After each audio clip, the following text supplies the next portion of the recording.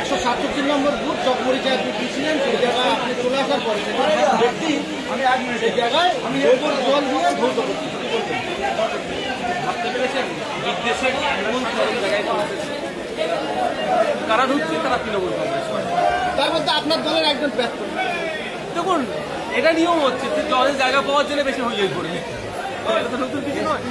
এটা যদি ভাবতে পেরেছেন, মানুষকে বলবো ভাবুন যে কেন আমার উপরে এত রাগে দেবে, আমি কি অপরাধ কি অন্যায় করি, কারো কাছে জবাব দিয়েছি কিছু বলতে পারবে, কারো টাকা চেয়েছি, কারো ভয় দেখিয়েছি, ধমকেছি, কিছুই করিনি, তারপরে এত রাগ কেন? আমি আমার যে ক্ষমতা এক্সারসাইজ করছি এবং মানুষের জন্য অধিকারের কথা বিধানসভার মধ্যে বিধানসভার বাইরে চিৎকার করছি। রমজান মাসে ফলের দাম যেন বেড়ে যাচ্ছে, কথা বলাটা হয়তো আমার অপরাধ। ঠিক এসটি সার্টিফিকেট এত ইস্যু হচ্ছে কেন, এই বলাটা হয়তো আমার অপরাধ।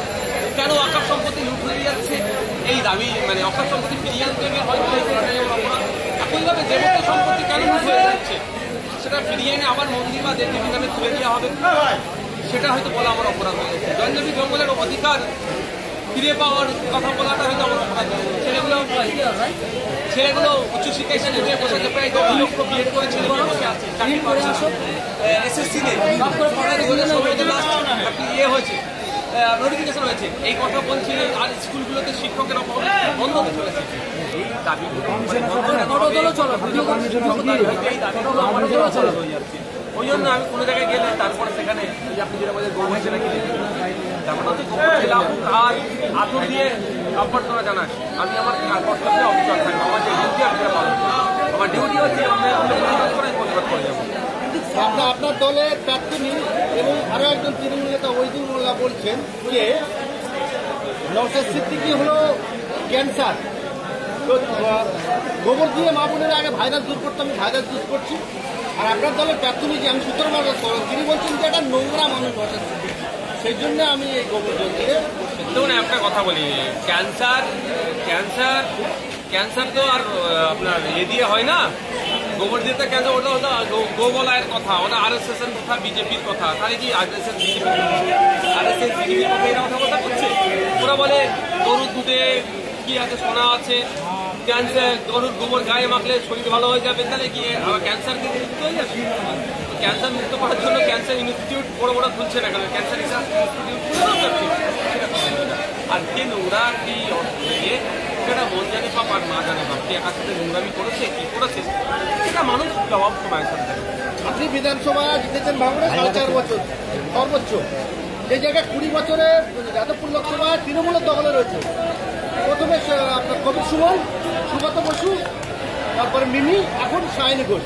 তাহলে তাদের কি দায় বর্ষায় না যে ভাঙড়ে উন্নয়ন করতে? একদম একদম সে প্রশ্নগুলো উত্তর দিতে পারবেন। আমি বলেছিলাম তো লাস্ট 5 বছর মিমি চক্রবর্তী ভাঙড়ে তার এমপি ল্যাডের কত টাকা খরচ করতে দেখাতে পারবে? উত্তর দিতে পারবেন। আর আমার সব যেটা আছে 2-1 দিনের মধ্যে কি ভয়ঙ্কর কাণ্ড করছি দেখতে আপনারা দেখতে পাবেন। আমি যে সমস্ত কাজগুলো জমা দিয়েছি ডিলে করেছি, আমার কাজে নেম প্লেট দেয়নি, কাজ হয়েছে নেম প্লেট সেখানে বসাইনি, অনৈতিক কাজ করেছে এটা আমাকে সুরক্ষিত করার জন্য। তারপরেও বলছি আমি 5 বছর শেষ হওয়ার পূর্বেই, 4.5 বছর এখনো হয়নি, 5 বছর শেষ হওয়ার পূর্বেই আমি টোটাল আমার হিসাবটা আমার 1 বছরে 3-3.5 5 বছরে 3-3.5 কোটি টাকা কোথায় কিভাবে খরচ করেছি সেগুলো টোটাল খতিয়ান আমি জনগণের কাছে পৌঁছে দেবো। এছাড়াও অধিকাংশ পঞ্চায়েত সমিতি, জেলা পঞ্চায়েত তৃণমূলের দখলে রয়েছে। এই কথা আমি বলেছিলাম বলে তৃণমূলের এক নেতা আমাকে হোয়াটসঅ্যাপে মেসেঞ্জার করে আমাকে ধমকি দেওয়া হয়েছে যে ভাঙড়ে এলে আমার ব্যবস্থা করে দেওয়া হবে। সত্য কথা ওরা সত্য কথা হজম করতে পারে না। দেখুন অন্ধকার জগতের প্রাণী আলোকে পছন্দ করে না, এটা মাথায় রাখবেন। তো ওরা আপনার সত্য কথাকে পছন্দ করেছে, অসত্য পন্থা অবলম্বন করে ক্ষমতায় টিকে আছে। যেদিন অসত্যের বেড়া আমরা ভাঙতে পারবো সেই দিন তার খান খান হয়ে যাবে। ট্রেনে দেখলাম যে একটা মহিলা দুটো করে দাও না, আমরা ট্রেনে দেখলাম একজন 17 থেকে 18 বছরের যুবতী বলতে পারেন এবং মহিলা বলতে পারেন, তিনি একজন বৃদ্ধাবয়স্ক দাড়িওয়ালা ভদ্রলোককে অন্যায়ভাবে মারধর করলেন এবং দুর্ভাগ্যজনকভাবে ট্রেনের অধিকাংশ মহিলাকে সমর্থন করলেন। দেখুন কে কাকে সমর্থন করছে এখন একটা রীতি হয়ে গেছে। এখন রীতি হচ্ছে আর মহিলাদের পক্ষ নেবে, এটা স্বাভাবিক ব্যাপার। তখন আমি দুটো কথা বলবো, এই দাড়িওয়ালা বয়স্ক লোক বললে দাড়িওয়ালাতে বা মুসলমান রোজাদারের সিম্প্যাথি নিতে যাবো না। আমার প্রথম কথা হচ্ছে অভিযোগ উঠেছে মহিলাটি অভিযোগ করেছেন, তবে অফিসিয়াল কোনো অভিযোগ নয়, ভারবালি অভিযোগ। ওই পুরুষ নাকি তার ভিডিও রেকর্ড করেছে। যতটুকু জানতে পারছি একটা 30 মিনিটের মধ্যে ভিডিও রেকর্ড হয়েছে। টোটালটাই পাবলিক জমিনে আসা দরকার, তাহলে দুধ পানি হয়ে যাবে। দ্বিতীয় কথা হচ্ছে যেটা, সেটা যদি আমি ধরে নিলাম পুরুষটি ব্যক্তিটি, বয়স্ক ব্যক্তিটি দোষী, তো দোষী হওয়ার জন্য আপনি আমি তো আইন হাতে তুলে নিতে পারবো না। এর বিরোধিতা আমি মহিলা কাজ করছি। হ্যাঁ, এবার যদি বলুন আপনার বাড়িতে চুরি করতে গিয়েছে, আপনি ধরে ফেলেছেন চোরটাকে, আপনাকে কি পিটিয়ে ফেলে দেবেন? আপনি আইন হাতে তুলে দেবেন? আইন, আদালত, বিচার ব্যবস্থা আপনি নাকি? যে অন্যায় করেছে তাকে নির্দিষ্ট ক্রমে গিয়ে অভিযোগ দায়ের করে তার বিরুদ্ধে ব্যবস্থা গ্রহণ করা দরকার। এবার একটা ইনসিডেন্টে বলতে পারছেন যে 8-10 সেকেন্ডের নাকি একটা ভিডিও কাটিং করে ছেড়েছে ফেসবুকে কেউ, দিয়ে বলছে এটা আপনার ওই বয়স্ক মানুষটি অপরাধী। আর আবার অন্য পক্ষ থেকে বলা হচ্ছে যে 30 মিনিটের ভিডিও, ওটাকে অল্প ভিডিও করা হলো। এই দুধকে দুধ পানিকে পানি করতেই পারবে একমাত্র প্রশাসন। আমি প্রশাসনের কাছে অনুরোধ করবো যে প্রয়োজনে ওই বয়স্ক ব্যক্তিটির মোবাইলকে সিজ করা হোক, দরকার হলে ফরেন্সিক ল্যাবে পাঠানো হোক। এই ভিডিও সত্যতা কি আছে, অনেক ইচ্ছাকৃতভাবে কি অনিচ্ছাকৃতভাবে ভিডিও করেছে না করেছে সেগুলো যেমন তদন্ত। যদি বয়স্ক ব্যক্তির ইচ্ছাকৃতভাবে অন্যায়টা করে অবশ্যই তাকে শাস্তি পেতে হবে। সাথে সাথে এটাও বলবো, যেভাবে আইন হাতে তুলে নিয়ে ওই ভদ্রমহিলাটি মারধর করে এবং কুৎসিত ভাষায় আক্রমণ করেছে, এর বিরুদ্ধে পুলিশকে ব্যবস্থা গ্রহণ করা দরকার। নাহলে এই প্রবণতা যদি বেড়ে যায় আইন হাতে তুলে নেওয়া, তাহলে আইন, আদালত, বিচার ব্যবস্থার প্রতি আমার ভরসা রাখবে না। কেউ যদি অন্যায় করে তাকে পিটিয়ে বেড়ে যাবে। ঘটনাটা মব লিঞ্চিং হয়ে যেতে পারতো এই পুলিশকে। এই ধরনের ঘটনা আমরা উত্তরপ্রদেশ, রাজস্থানে দেখেছি, যেটা পশ্চিমবাংলা দেখলাম। এটা পশ্চিমবাংলার মাটি নয়। এই যে আপনি বলেন আইন শৃঙ্খলা বিবাদ হতে পারে, এরকম ঘটনাটা ঘটতে পারে, ইতিমধ্যেই ঘটছে। এরা এই ট্রেনে এটা দুটো ঘটলো।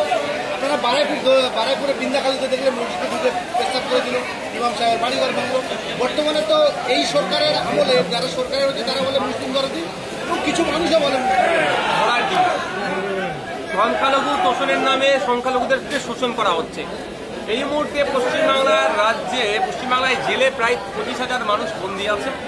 তার মধ্যে 3,000 হচ্ছে ফরেনার, বিদেশি, 22,000 মতো হচ্ছে এই পশ্চিমবাংলা বা ভারতবর্ষের নাগরিক। আপনি দেখলে দেখা যাবেন প্রায় 70% মুসলিম সমাজের ছেলে মেয়েরা আছে ওখানে। আর এই 70%-এর মধ্যে হেভি অংশ মিথ্যা মামলায় রাজ্য সরকার কোথায় যে 8,500 মতো স্কুল বন্ধ হচ্ছে, কোথায়? যেখানে মুসলমানরা বেশি থাকে, দলিতরা বেশি থাকে, আদিবাসীরা বেশি থাকে।